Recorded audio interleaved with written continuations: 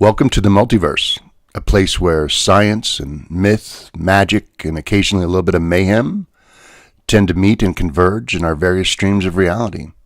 My name's Ken Wells, and I'm here with my co-host, Carolyn Ford.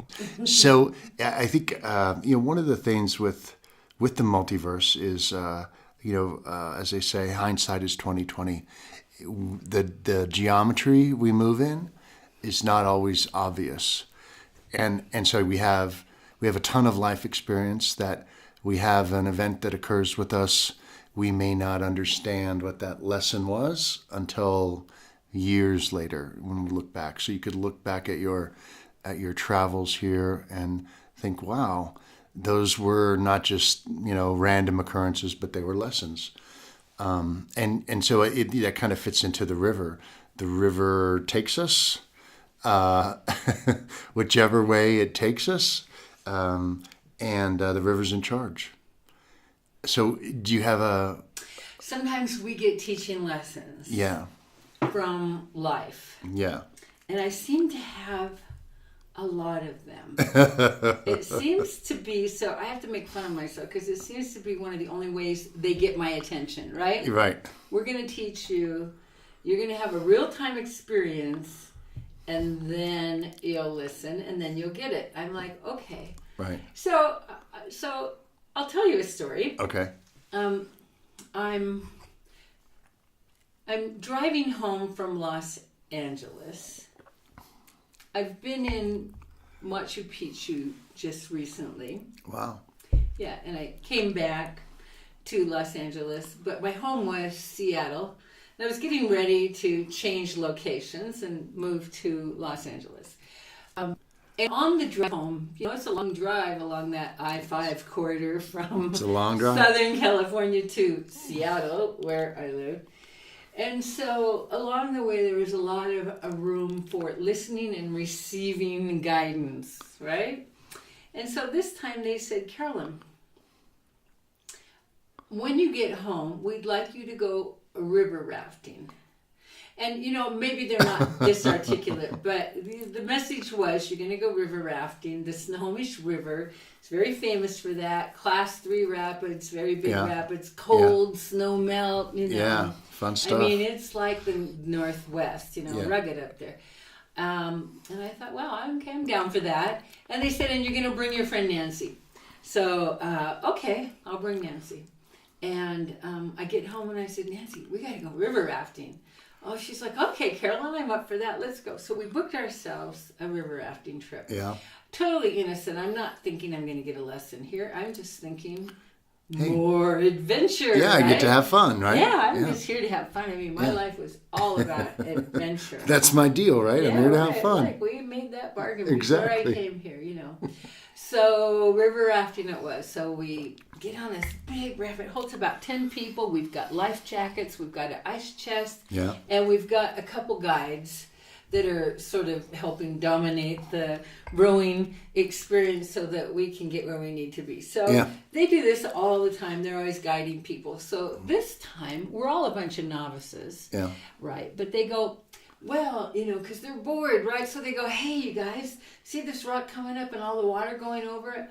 It'd be really fun if you paddle fast over here and you do this, and we'll arrange ourselves to go over that rock and get a nice flight over these, with the rapids. And if we'll line up just right, it'll be perfect. Were these guys like 19 or something and drunk? 21. Well, I mean, they're just thinking, wow, they're bored. They're young and they're bored. I'm sure they're taking people down all the time. That's the same old thing. And right.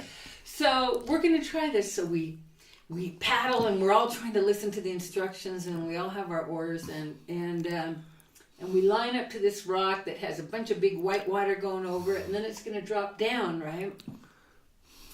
We line up and we hit it, and we go up in the air. Now this raft has got 10 people. You can imagine it's pretty big, and it's kind of oblong rectangular. Yeah. And there's probably no seatbelts in a raft. Oh, no. That wouldn't be good to be stuck on that raft when it's upside down going down. So I'm in the back right corner. We hit it, and the whole front of the raft goes straight up in the air.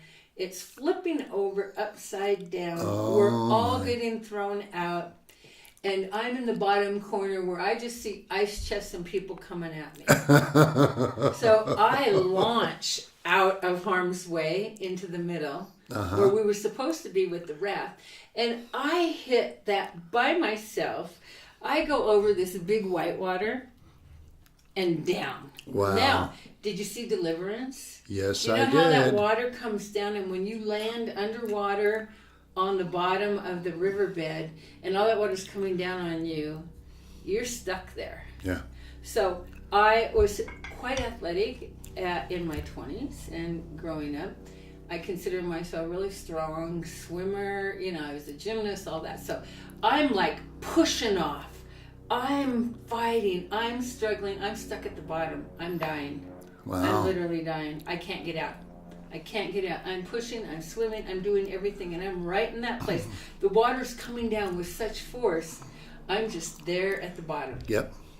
So finally, I couldn't struggle anymore. I couldn't breathe. I take a gulp of water and I surrender to death. I literally let go. Now, this is the joke, because as soon as I let go, up you the come. river spit me right out. So I come up, gasping for air. I could hardly breathe, and and I'm like flailing around. I mean, I'm a good swimmer, but I was a little bit in shock. And then I see everybody else seem to get on the shore right where with the raft, right? They're all there with the raft. And I'm like shooting down the river, like trying to catch my breath. And I'm like gone, right? They're going, oh, Carolyn.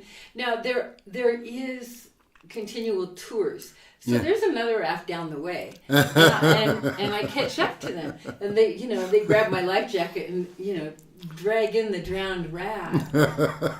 And I'm like, whoa, and at the time I wear contacts. I still have my contacts in. Is that good? Yeah, I didn't lose them. That's good. So they take me the rest of the way down until I can get back with my people, and my girlfriend's like, whoa, and I guess I needed a witness. But when I get in the car and after it's all said and done, and my friend Nancy's going, whoa, Carolyn, what happened to you? We thought you were gone, everybody was scared. We were all scared. I literally surrendered to death that day. Yeah. But when I let go, I was free. Yeah. And then this voice, this little snide voice. Of course it's snide. Yeah, right. Goes, see, now you know the river knows where it's going. Yeah. And you surrender to that river. Yeah. And you will always survive. Yeah, exactly. And that's the simple version of my story. Exactly. Now, I really love that Osho wrote a book once about a swimming place in his village where he lived in India when he was growing up as a young boy. And you would dive in and you go to the bottom, and it was like that. And everybody drowned there. People did not do well there. But he swam there all the time with abandon. And he tells the story exactly like my lesson was. That you get down there, it holds you down, and then you just have to totally surrender and let go, and then it spits you right out. And that was his joy, to always be swimming in, and going down and surrendering and letting go. Yeah. And so... Well, what a great lesson about attachments. Yeah. Letting go. Gravity can do it. You just have to release it so gravity can do its work. So I have always had respect for the river. Yeah. And I've never gone river rafting again. At least with drunk 21-year-olds. Yeah, for sure. right, or something like that. Yeah. No, I mean that's a great story. There's so many things about that story. The geometry we live. You fight the flow or you go with the flow. You fight the flow and you're likely to be swept under. You go with the flow, and the flow will find a way. And trust that you got into the right river. Yeah, with the right people. Right. And the right raft, Right, like that and too. all that. It's when you love yourself and trust yourself, you end up in the right geometry with the right people doing what's for you. And then when you are in alignment and in flow like that, you enhance everyone around you. It's a whole different vibration. It really is. It's like when you, to put it commonly, when you wake up on the wrong side of the bed, your whole day is that way, right? Until you fight and you get, you don't fight it. You let go, and you let go whatever you happen to do, and you're back in the flow. You wake up on the right side, and it's just a beautiful day, and traffic's parting for you. You get rock star parking, just every little thing. The universe is lined up. I felt that so many times. So an example of letting go in everyday life is a lot of times people have appointments. And then, you know how you get really chastised for being late to an appointment, or I have got to pay extra. Yeah, right. Or and then or you show up for a dentist or a doctor, you're always waiting, and anyway, what I want to say is I have clients that have appointments too, and I have to tell you, I almost never get upset when they're late or they're not there or they forgot. It's like I immediately go into plan B flow. Mm-hmm. And I don't, I'm not attached that they showed up. Mm-hmm. It's okay. Mm-hmm. Then it wasn't the right time anyway. Yeah. And then 20 minutes later, somebody calls and they have an emergency session they need. And, really when you let everything unfold, it always works so perfectly. Yep. And some weeks you have a lot of clients and some weeks not so many. And then it turns out on the weeks where there weren't so many, you had so many other projects you were guided to do or that you completed. It's a beautiful thing, letting go. Totally. It's very similar to a concept they taught us when we studied Louis Bostwick at the Psychic Institute in Berkeley. On an energetic level, you can resist something, you can be in effort about it, and you will go nowhere.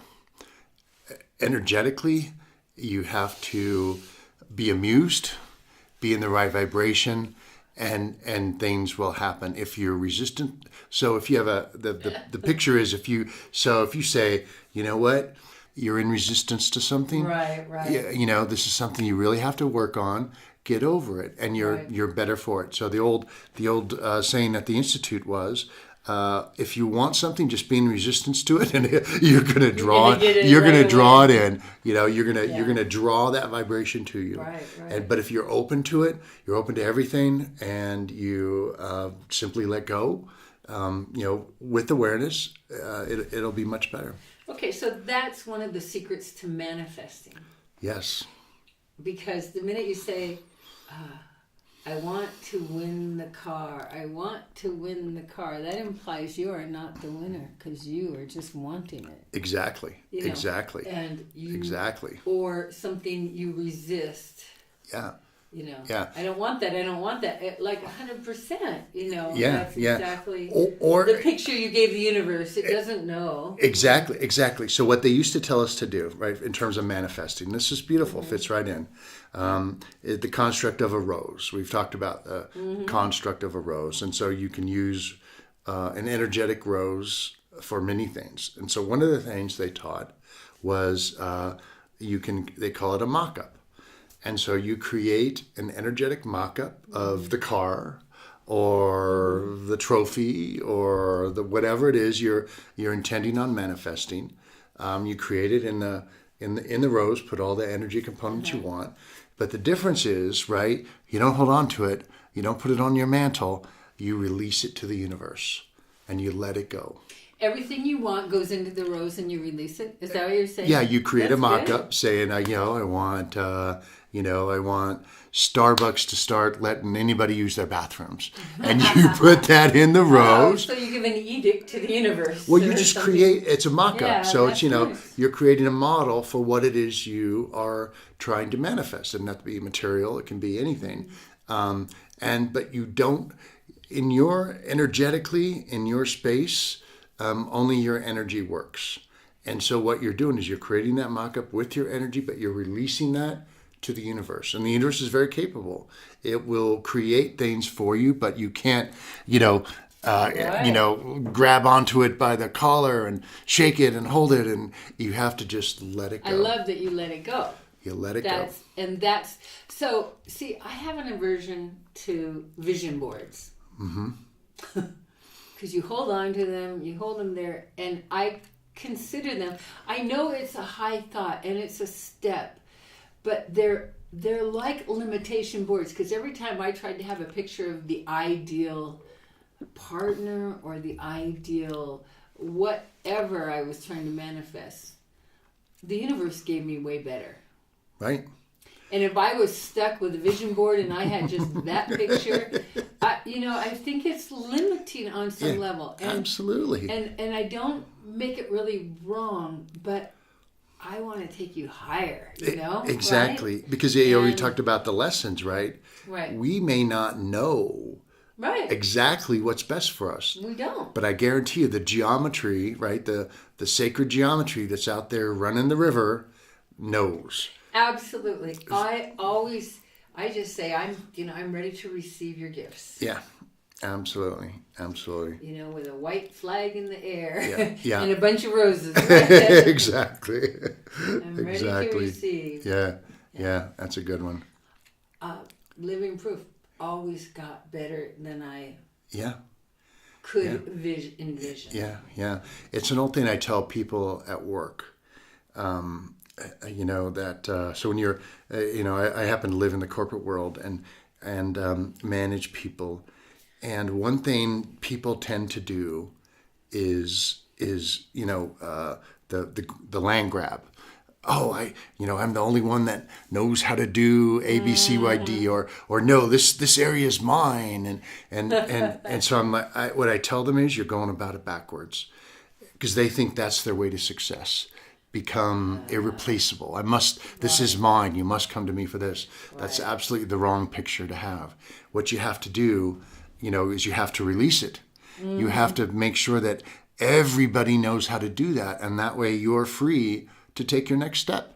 Right? You've given, you've shown good. Your value, and if you're the only guy that can drive the bus, guess what? Your lifetime is driving a bus. If you ever want to exactly, it's a total limitation. You've got to let go. So the corporate world, certainly I don't live in it, but I can only imagine that is the mindset, because there's job security and I got to hold on to it, and I there's got to be that you're not in control of everything that you would like to be in that environment.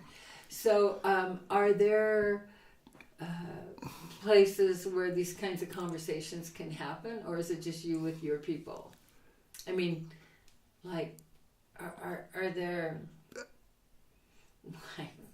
Monday morning corporate ladder meetings? I don't know.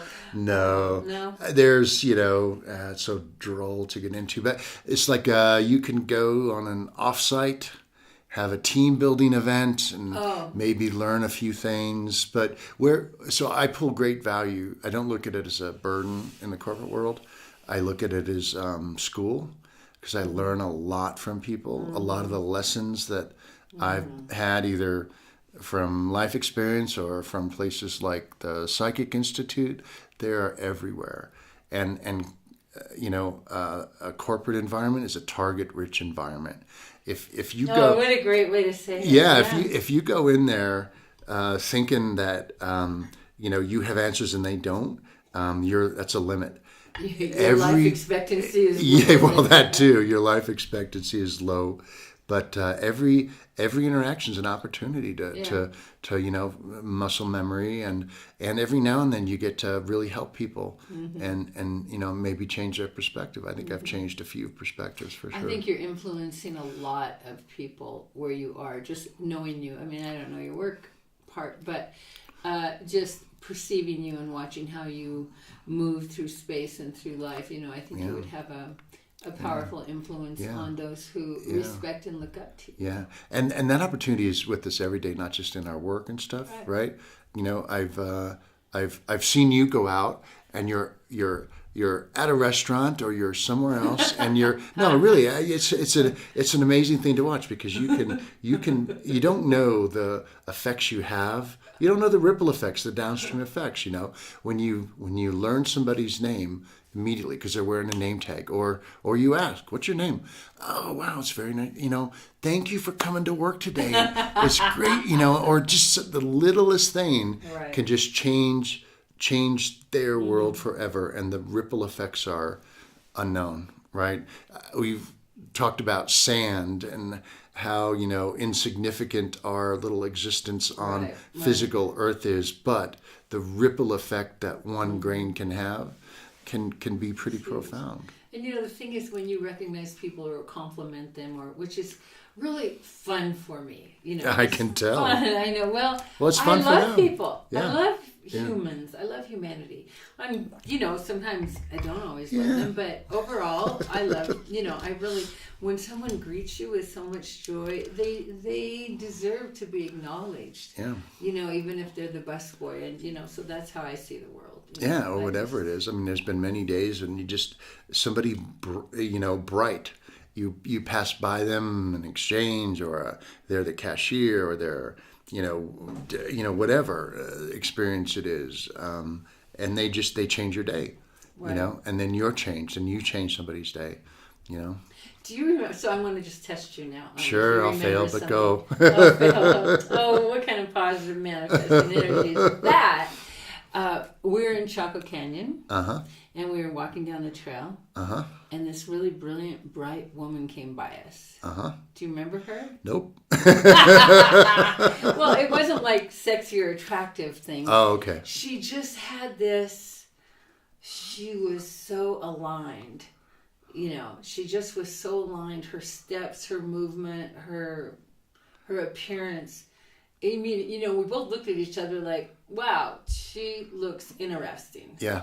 Again, it wasn't like hot at the beach, that kind of thing. Okay. It was just, she just was in such alignment. So we just exchanged a look as she walked by. And I've always thought about her. I thought, wow, it really would have been cool to just, it wasn't appropriate to kind of like corral her on a trail and say, hey, you look kind of interesting, because we're in our own thing. But anyway, I just wondered if you remember her. I don't. It's vaguely, I remember being stopped by the forest person or whatever, with the gun and all that. But I don't, that's another story. I think I was just trying to survive the hike to the supernova at that point. Yeah, that was great. That was great. I don't remember that. But I have had experiences. That doesn't stick in my mind. But I have had experiences where you would walk past somebody, or whatever the exchange, the momentary exchange was, and it's just like a complete exchange of past life or information, or just bang, wow. And then you think back, you're like, God, I should have like stopped and smelled that rose, Right. I should have explored that more. But you already did, really. Yeah, exactly. You already did. It was a complete experience. Exactly. It's the, a lot of my experience goes back to the movies I've seen, because there's so much wisdom and folly in movies, right? But one of the great movies of all time was Billy Crystal and Jack Palance in, can't remember the name of the movie, but it was country cowboy movie. I'll cut this out and get the right movie name in.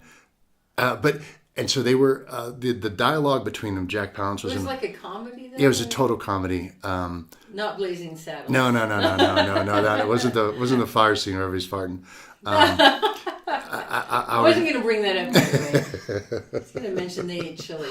That was it, by the fire. Yeah. Anyway, Jack Palance is this old beat up cowboy, and Billy Crystal's on the trail with him, and so they're finding their connection, and Billy asks Jack if he's ever been in love, right? He's like, well, I've been with women, never been married, but there was this one time, and we were on a roundup, and we were riding past, and there was a woman in a field, and she was picking some strawberries, whatever, and she stood up, and the sun was behind her, and you could see through the white dress and the beauty of the the beauty of the form that God gave her, and Billy Crystal's like, well, what'd you do? He's like, I kept riding. And he's like, Billy Crystal said, well, what do you a fool? That woman could have been the love of your life. And Jack Palance said, she is. Right? It doesn't have to be, it doesn't have to conform to white picket fences and it can look any way. And everything else. It can look totally different. Right.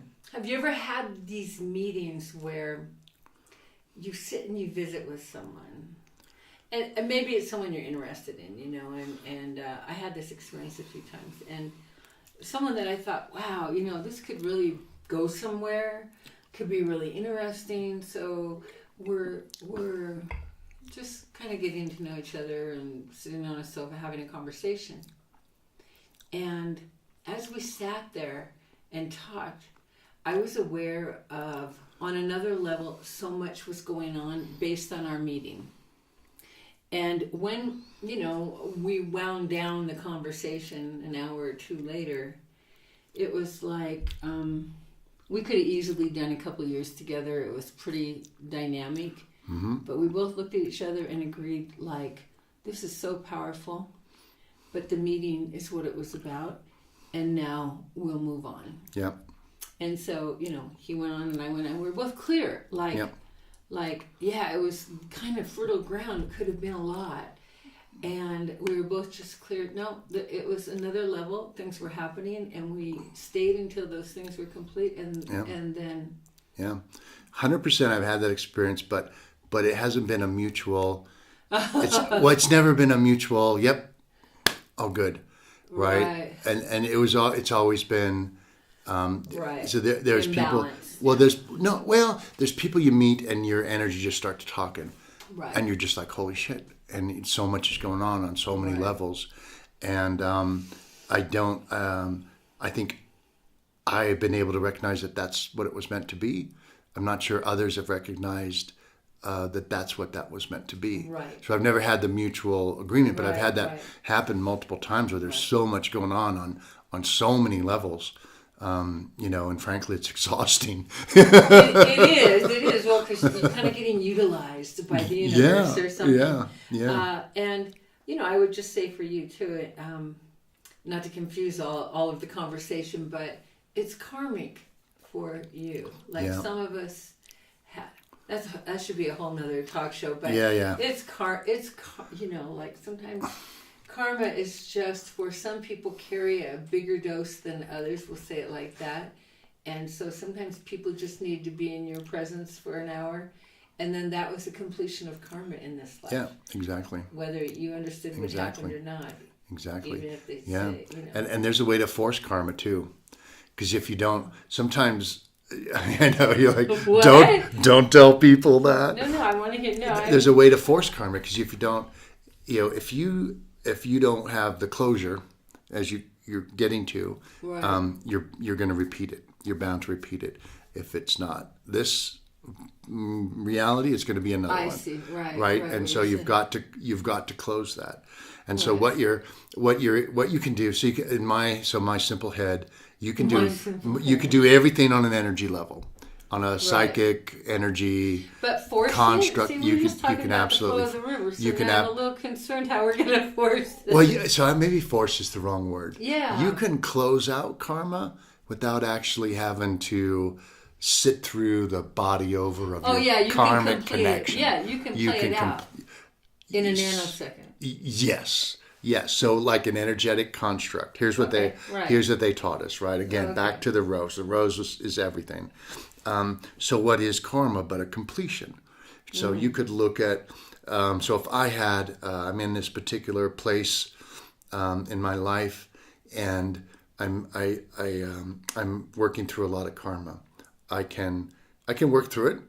I can do that on a physical, energetic level. Or I can meditate on it, and I can see my construct of a rose with incomplete rings around it, and I can understand what those incomplete rings are representing, and perhaps a who or just a what, and I can say, okay, I get that, right? This is the part you can't just do it. Right. You understand what that means, and you can say, okay. That's good. I'm good with that. And you can close that ring. And you can close that particular karmic ring. And you can look at another one and say... Energetically close it. With your mind, your consciousness. You've got a construct, just like your mock-up that we talked about earlier. You've got a construct of a rose with incomplete rings around it. And they are representing the karmic things you're working through. And even if you don't do anything with them, you just have a way to understand... what the karmic forces are on you now. And you can choose to work through them, or you can just choose to, I get it, I'm going to close them out and let it go. Yeah, 100%. I have done that. I don't know about the rings, and I haven't used the rose in that way. It's a mock-up. But it's a symbol. Yeah, it's good. It's a good way to teach and explain. But, I've had that experience a few times where, you meet someone, usually you're attracted to someone that you have that history with, and then you can explore what that is about in your awareness, not necessarily in real time, but, in your meditation or dream time or whatever. I did this. Yeah. And again, I met someone else that I was like really drawn to. Would have been, again, a good couple of years, right? Yeah, at least, right? Yeah, at least. It's a good run. But then it just felt like there were so many other places to go. Exactly. That I just perceived what it was. Right. And I knew what my experience had been with this individual. Yeah. And so it's knowledge. Here's the deal. I have to tell you, this is so interesting. So I kind of lived in it, and it was actually back in Atlantean time. Where we would sit in temples, and it's a longer story, but I replayed it. The next day, I was in a part of Seattle I never go, at a post office, just because I don't know why I was out there, but I had maybe a dental appointment, I don't know. And then I stopped at a post office to ship something. He walks in, he stands in line right next to me, and he goes, "Do you remember that life we experienced in Atlantis?" And I had just played it out the night before so I could be complete and not play out anything in real time. Oh, that's interesting. Yeah. And he looked right at me and he said, "Do you remember that?" And I couldn't even fathom that he saw it too. I said, "Yeah, as a matter of fact." And then we compared notes, and we both had a really big laugh, and we were complete. And that was it. That's an incredible story. It's huge. It's an incredible story. It's I've mentioned this many times, but you got to work the energy of it. You work the energy of it that night, and you came to your closure, and the next day it played out. And he even had the same experience. That was really impressive. Absolutely. Yeah. I mean, that stuff works. So we'll get into it in another one, but for sure, how energy works is like a pretty important key. I find this in business a lot. So I deal with a lot of people, and it's everywhere. There are certain people that will annoy you, right? Right. You run into them every day. All right. And those people are the biggest opportunities, because what I've found is, why do they annoy me? Because I see something of myself in them. Right. They have a peculiar energy signature, or a picture, or they interrupt people, and I am famous for interrupting people. It's just something. So there's always these opportunities that your mirrors come up to you, and it may feel your mirror may feel like it's a connection, and you be like, "Man, you're a lesson," But there's always these opportunities.